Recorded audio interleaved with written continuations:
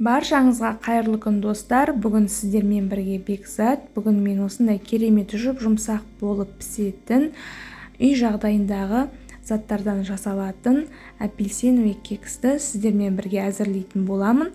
Ол үшін видеоны соңына дейін қараңыздар. Міне құрғақ ыдысымызға 2 жұмыртқаны жарып саламыз. Одан кейін осының үстіне қант қоспасын қосамын. Енді қант қоспасын қосқаннан кейін осының үстіне сұйық май немесе ерітілген сары майды құюға болады. Қанша грамм құю керек, салу керек барлығын описание бөліміне қалдырамын. Сол жерден қарасаңыздар болады.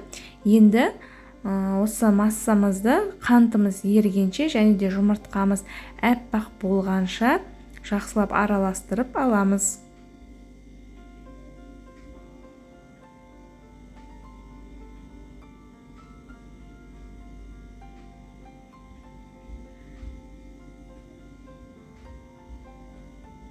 Енді осының үстіне мен сеткіден өткізіп, ұнды себелейтін боламын.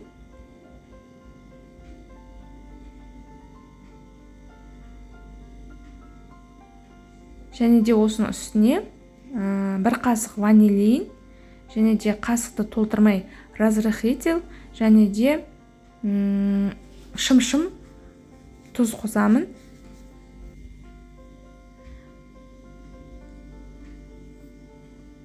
Барлығын тағы да миксердің көмегімен араластыратын боламын.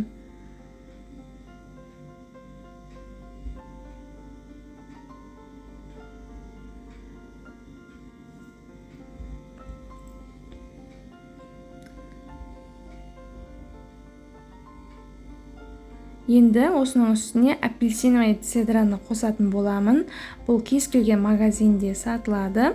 Немесе кәдімгі апельсинді алып, оның сыртын чөркіден өткізіп қоссаңыздар болады.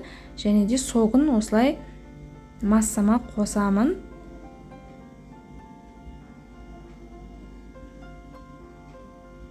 Енді осыны жақсылап миксермен тағы да бір араластырып аламын.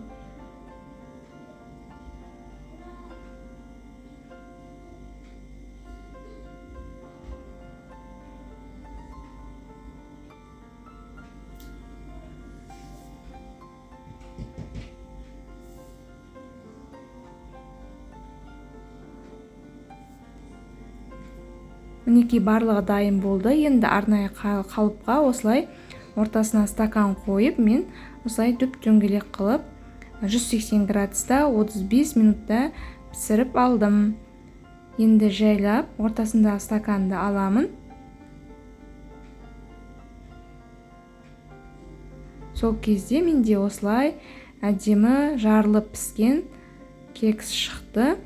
Сіздер де менің рецептім ұнап жатса, осылай жасап көріңіздер. Шаймен өте керемет. Сондықтан отбасыларыңызды, балаларыңызды осылай кекс жасап қуантсаңыздар болады.